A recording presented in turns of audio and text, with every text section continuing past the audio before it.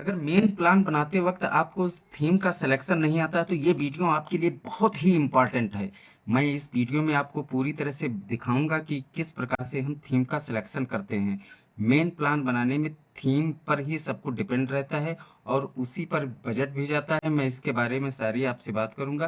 तो इसके लिए हम प्लान जब भी बनाएंगे हम 26-27 का तो थीम का सिलेक्शन करेंगे और थीम को सिलेक्शन करने के लिए हमको जानते हैं आप कि जिस जीपी में हमको प्लान तैयार करना है उस जीपी के हम एडीएम पासवर्ड एडीएम लॉगिन से लॉगिन करते हैं। तो एडीएम के लॉगिन से चलिए हम लॉगिन करते हैं। और इस वीडियो में मैं आपको पूरा परफेक्ट वीडियो बनाकर दे रहा हूँ कि आपको किसी प्रकार की कोई दिक्कत ना हो। तो कैप्चर मैं फ्लिप कर रहा हूँ और कैप्चर फ्लिप करने के बाद मैंने लॉगिन कर लिया है। सबसे पहले अब मेनू पर जाकर मैं ज़रा चेक करता हूँ कि अभी प्रोफाइल पेंडिंग मेरी है या तो अप्रूव्ड हो गई है। अगर पेंडिंग है तो कुछ नहीं हो पाएगा। अगर अप्रूव्ड हो गई तो ये वीडियो आपके लिए बहुत ही इम्पोर्टेंट है। ये मेरी अप्रूव्ड हो गई, आपको सामने स्क्रीन पर दिखाई दे रहा है। तो मैं इस जो प्लान है 26-27 का इसके लिए मैं आगे बढ़ता हूँ और पंचायत डेवलपमेंट पे एक्टिविटी पूल पर जाकर सिलेक्ट करता हूँ। और यहाँ पे देखिए थोड़ा सा चेंजेस हुआ है। अब की बार जितने भी प्लान बनेंगे एक्टिविटी बनेंगे उसको हम सर्च भी कर सकते हैं, चाहे थीम वाइज सर्च कर सकते हैं, चाहे फोकस एरिया से या उसके नाम से। अब यहाँ पर आपको सामने स्क्रीन में ये दिखाई दे रहा होगा कि दो थीम पहले से सिलेक्टेड हैं। अगर मुझे प्लान इसी थीम से बनाना है तो मैं इसको ही सिलेक्ट रहने देता हूँ, लेकिन अपडेट एक बार करना पड़ेगा।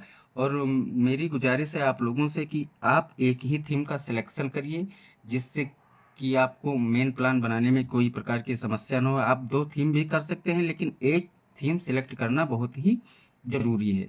तो आप देख रहे हैं स्क्रीन पे, तो इसमें दो थीम पहले से सिलेक्टेड हैं। ये 26-27 के पोर्टल के लिए दिखा रहा है। 25-26 के मेनू पर जाकर मैं जरा चेक करता हूँ कि अभी प्रोफाइल पेंडिंग मेरी है या तो अप्रूव्ड हो गई है। अगर पेंडिंग है तो कुछ नहीं हो पाएगा। अगर अप्रूव्ड हो गई तो ये वीडियो आपके लिए बहुत ही इम्पोर्टेंट है। ये मेरी अप्रूव्ड हो गई, आपको सामने स्क्रीन पर दिखाई दे रहा है।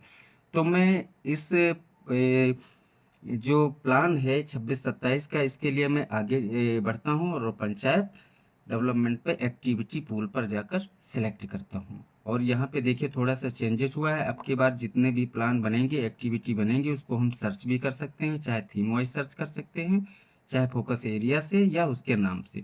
अब यहाँ पर आपको सामने स्क्रीन में ये दिखाई दे रहा होगा कि दो थीम पहले से सिलेक्टेड हैं। अगर मुझे प्लान इसी थीम से बनाना है तो मैं इसको ही सिलेक्ट रहने देता हूँ, लेकिन अपडेट एक बार करना पड़ेगा। और मेरी गुजारिश है आप लोगों से कि आप एक ही थीम का सिलेक्शन करिए, जिससे कि आपको मेन प्लान बनाने में कोई प्रकार की समस्या ना हो। आप दो थीम भी कर सकते हैं लेकिन एक थीम सिलेक्ट करना बहुत ही जरूरी है। तो आप देख रहे हैं स्क्रीन पे, तो इसमें दो थीम पहले से सिलेक्टेड हैं। ये 26-27 के पोर्टल के लिए दिखा रहा है। 25-26 के पोर्टल के लिए दिखा रहा है। मैं 26-27 का प्लान बनाने जा रहा हूँ तो मैं तो 8 नंबर थीम ही सिलेक्ट करता हूँ, या थीम नंबर 8 या थीम नंबर 1। आप अपनी चॉइस की थीम को भी सिलेक्ट कर सकते हैं। जो मैं बताऊंगा इस वीडियो में उससे आप किसी 9 थीम में किसी भी थीम को सिलेक्ट कर सकते हैं। तो चलिए मैं थीम का सिलेक्शन करता हूँ पंचायत निर्णय ऐप से, क्योंकि वहीं से थीम का सिलेक्शन होगा और पोर्टल पे ई ग्राम स्वराज के पोर्टल पे ऑटोमेटिक जो है चेंज हो जाएगा। तो पंचायत निर्णय ऐप पर भी आप उसी जीपी के एडीएम के पासवर्ड से लॉगिन करेंगे। जिस भी आप जो है बनाएंगे प्लान, जिस भी जीपी का बनाने जा रहे हैं उसी के इसमें बहुत सारे ऑप्शन आ रहे हैं, लेकिन हमको किसी ऑप्शन से कोई बात नहीं करनी, ना ही कुछ बताना है। इसमें एक सबसे नीचे होम पर जाकर सबसे नीचे एक ऑप्शन आएगा रेजुलेशन का, और रेजुलेशन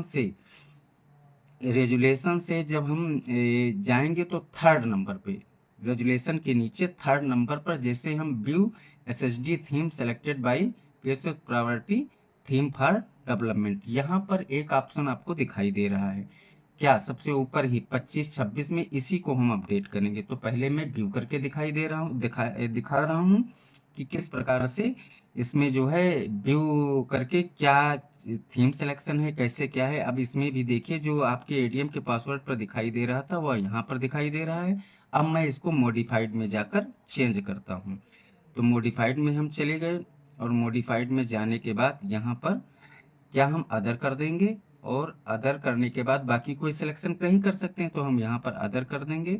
और अदर करने के बाद बाकी जो जैसे टिक है उसको वैसे ही रखने दीजिए, किसी प्रकार की कोई दिक्कत नहीं। अब यहाँ पर हम आते हैं थीम का सिलेक्शन। देखिए वही थीम जो वहाँ पर सिलेक्ट है यहाँ पर सामने दिखाई दे रहे हैं, इनको हम अनटिक कर देंगे तो हमारी सारी थीम्स जो है शो करने लगेंगी। और आपको जो भी थीम चॉइस करनी कर लीजिए। मुझे तो 8 नंबर की थीम चाहिए तो मैंने 8 नंबर थीम को सिलेक्ट कर लिया है।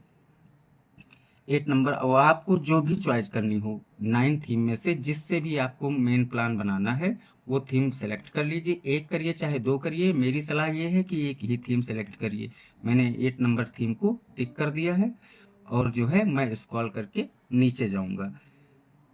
तो इतना तो सब कुछ समझ में आ गया है। मैंने रेजुलेशन से थर्ड ऑप्शन पे कहा है क्लिक करने के लिए। फिर यहाँ पर जो है अब हम थोड़ा ऊपर स्क्रॉल करके यहाँ पर भी हम लिख देंगे मेन प्लान।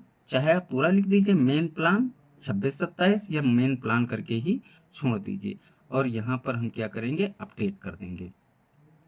ये अपडेट आपका सक्सेसफुली हो गया है। अब हम क्या करेंगे इसका रेजुलेशन अपलोड करेंगे।